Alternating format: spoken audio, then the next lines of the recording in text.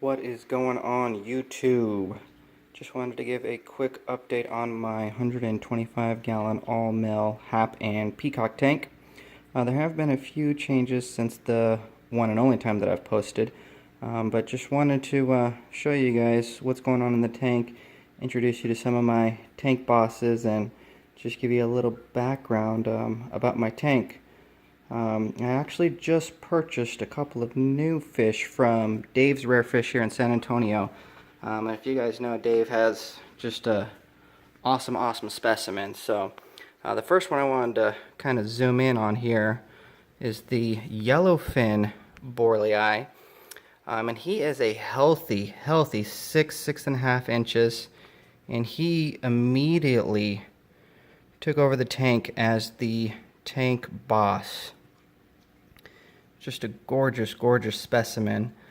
Knocked off the old tank boss, which is right here, the Imperial Tigress. I'm not great with the scientific names, so I'm just going to call them by their common names. I got that one at Dave's as well.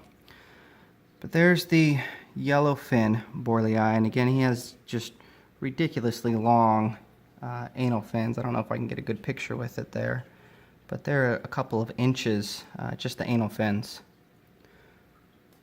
Awesome fish. Another new one that I did recently purchase was the VC10. Also got that at Dave's here, and he is a healthy 7 inches, just a monster, huge. Little bit of nip finnage. He's definitely the biggest guy in here. Nobody really messes with him too much. The nipped fins were kind of that first day or two that it was in here. Just a really cool fish. Really happy with him.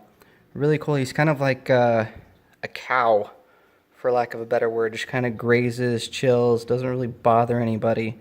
Not too many people or not too many fish bother him just because of his size. So that's another one I picked up.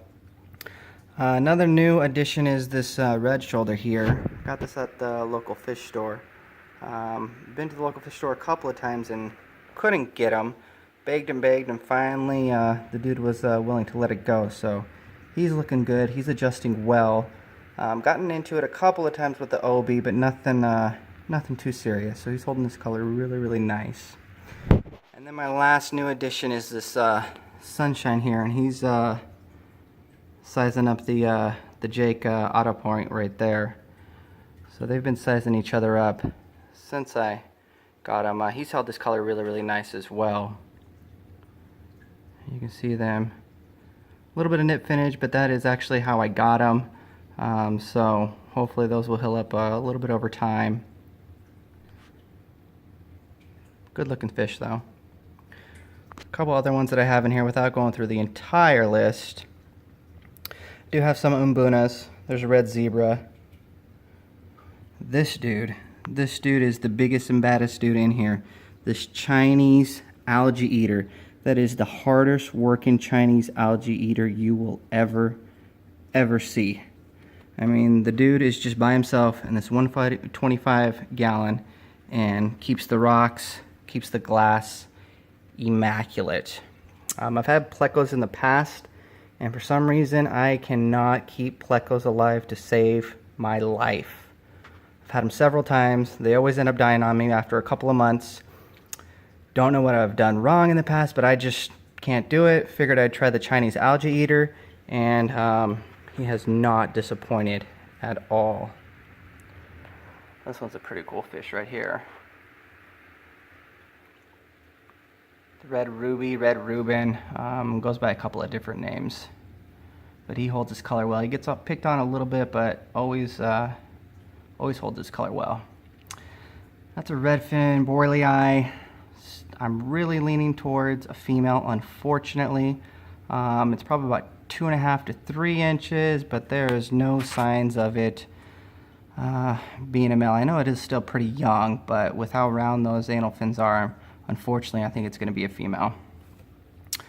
Same thing with this deepwater Hap. I'm holding out hope, but it has really rounded anal fins there, as you can see, and unfortunately, I think that one's a female as well. Time will tell. They are still pretty young, pretty small, but we'll see. There's my Sinnoh White Top Hara, which is another Umbuna, and he's a badass. He always is flaring his colors. He's one of the littlest dudes in there, but he's very, very dominant, holds his own, doesn't really bother anybody, but always showing just great color.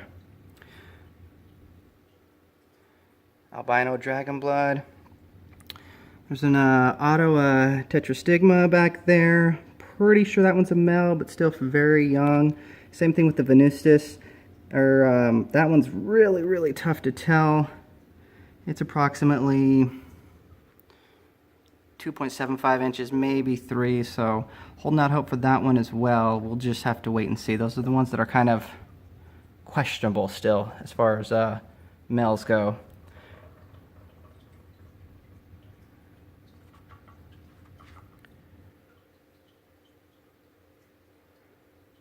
Another Dragon Blood. I call this one like a calico because it's a white and orange. And that's my last Umbuna.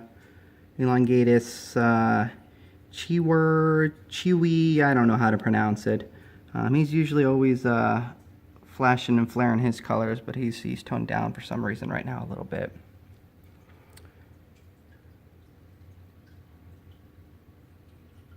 Iceberg. Nodoka Flametail, that one I'm actually thinking about getting rid of. It's never really colored up. It's a pretty decent sized fish. Definitely a male, but just never quite done what I've wanted it to do. I don't know if it's a bad strain or just a subdom male. Of course, in an all male tank, you're going to have lots of subdom males, and some of them just aren't going to color up as you would like, unfortunately. There's a blue neon. He hides a lot. He gets picked on a lot, but I'm probably going to be keeping him simply because even getting picked on and always hiding, the dude holds his color great. He's another one that I've gotten from Dave's Fish here in San Antonio, but he does not want to come out and play. So anyways, that is just a quick little update of the tank. Holding out on turning in the Venustus, the Deepwater Hap, and the Redfin Borlei in hopes that maybe I'll get lucky and one or two of them will be males, but we'll see. We will see. Thanks for tuning in, and again, bear with me. I'm not the best at taking videos, but we'll get better at this, and we'll go from there. All right.